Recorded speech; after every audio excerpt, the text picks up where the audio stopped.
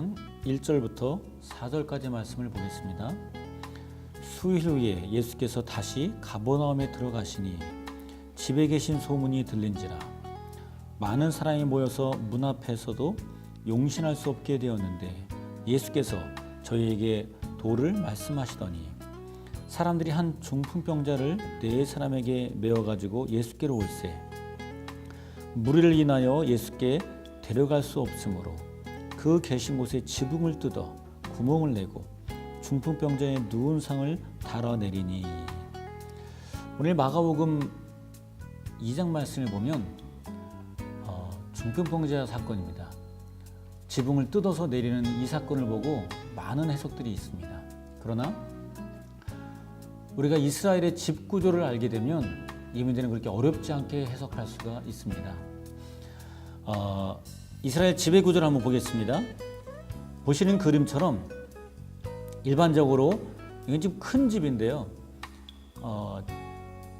집이 있고 그 위에 지붕들이 있습니다. 근데 이 지붕들을 한번 여러분들이 주목하셔야 되는데 이 지붕들은 우리가 생각하는 지붕처럼 이렇게 튼튼한 지붕은 아닙니다. 일반적으로 완전히 거기를 이 진흙으로 발라놓은 데도 있지만 진흙으로 발라놓지 않고 그냥 나무만 대놓는 곳이 있습니다. 다음 그림 한번 보겠습니다. 자, 요것처럼 기둥을 세워놓고 나무를 그 위에 쭉 대는 경우가 있습니다. 그리고 나무만 대고 끝나는 것이 아니라 이 나무 위에 사실은 어떤 가지 하나를 더 놔둡니다.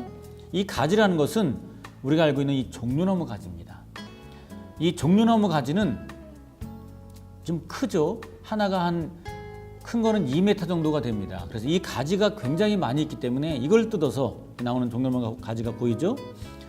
어떤 분들은 이 종려나무 가지를 야자나무라고 부르는 경우도 있지만 야자하고 나무는 비슷하게 생겼습니다. 그러나 열매가 다릅니다. 여기 나오는 열매는 데이시라고 하는 대추야자 열매가 나오게 되죠. 자, 그 가지를 뜯으면 바로 이렇게 이런 가지가 나오게 됩니다. 이런 가지를 그 나무 대 위에 쭉 올려놓게 됩니다. 그 나무 대 위에 올려놓으면 보시다시피 이렇게 그 오른쪽 끝에 보이는 이런 그늘이 형성되게 됩니다. 왜 이렇게 만들었냐면 여기는 건기와 우기가 나눠져 있기 때문에 건기 때는 비가 오지 않습니다. 하지만 바람은 통해야 되고 일반적으로 지붕을 이렇게 만들어 놓고 햇빛을 차단합니다. 그리고 공기는 통하게, 바람은 통하게 만들어 놓죠. 그렇게 되면 시원한 그늘이 지고 바람도 들어오게 됩니다. 일반적으로 건기 때는 이렇게 하고요. 우기 때가 되면 10월 말 정도가 되면 다시 이 진흙을 만들어서 진흙을 이 나무 위에 요 가지 위에 다 발라놓게 됩니다. 그렇게 되면 우기 때 비가 와도 비가 새에 들어가지 않게 됩니다.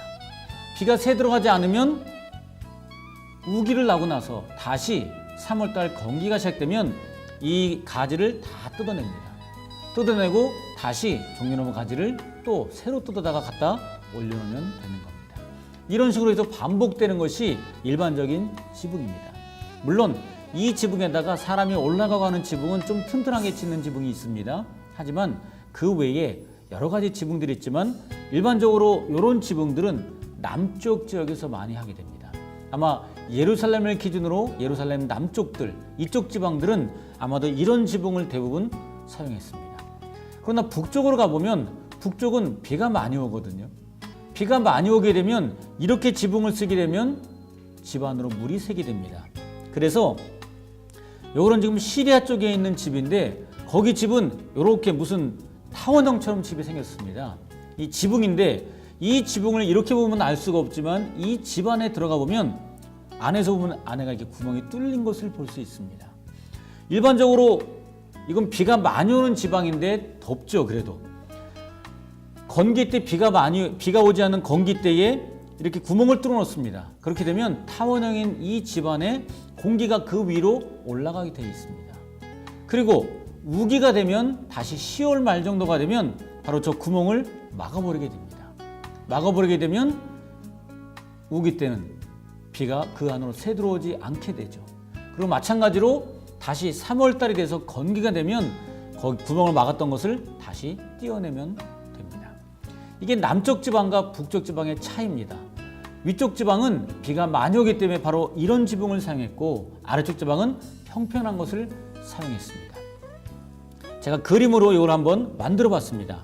지금 보시면 이 모습은 북쪽 지방, 우리가 일반적으로 북쪽 지방이라 하면 갈릴리 지방을 얘기할 수 있는데, 이 갈릴리 지방의 집구조는 이런 식으로 생겼습니다.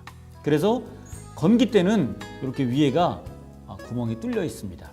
그리고 이 뚫려 있으면 이 뜨거운 바람들이, 방 안에 있는 뜨거운 열기들이 바로 이렇게 위로 올라가게 돼 있습니다.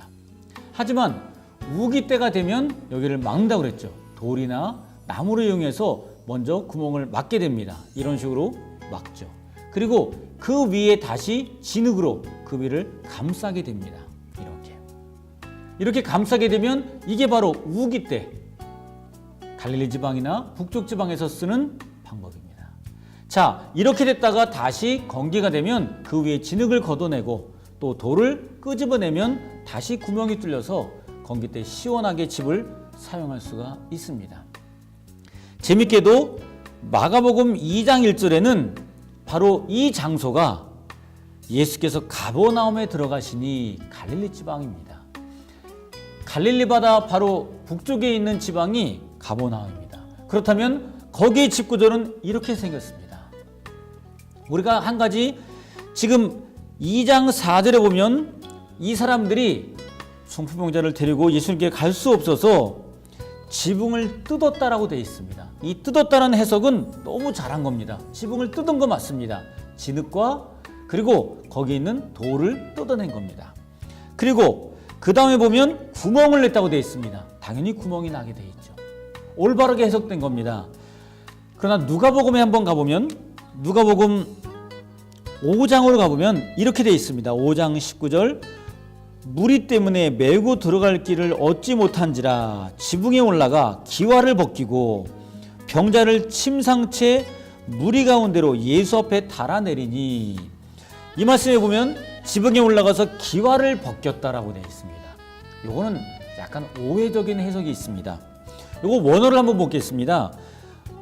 누가복음 5장 19절 기와는 실제적으로 원어는 헬라어로 케라모스라고 되어 있습니다. 케라모스라고 하는 해석은 사실은 진흙 아니면 진흙으로 만든 어떤 것, 이걸 지붕에 있는 기와라고 해석될 수도 있지만 사실은 진흙이라고 해석을 한 것이 더 옳을 것입니다. 이 해석을 우리가 잘 이 집구조에 대해서, 지붕에 대해서 잘 모르기 때문에 아마도 누가복음 해석할 때는 이걸 지붕으로 그대로 해석한 것 같습니다. 실제적으로 보면 이것은 바로 진흙입니다. 그렇다면 이들이 자기 친구를 데리고 왔을 때, 중풍병자를 데리고 왔을 때 지붕을 뜯은 것은 그 집주인에게 큰 무리가 가는 행동은 아니었습니다. 당연히 진흙을 걷어내고 거기는 돌을 옮겨놓은 다음에 구멍 사이로 중풍병자를 내릴 수가 있었습니다.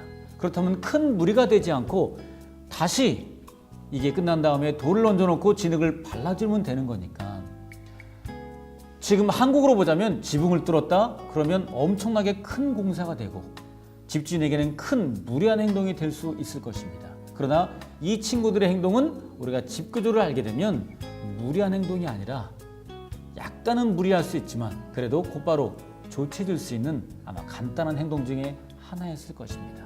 우리의 믿음에는 남들에게 피해주는 것이 아니라 남들에게 무례히 행치 않는 믿음이 더 중요할 걸로 생각합니다.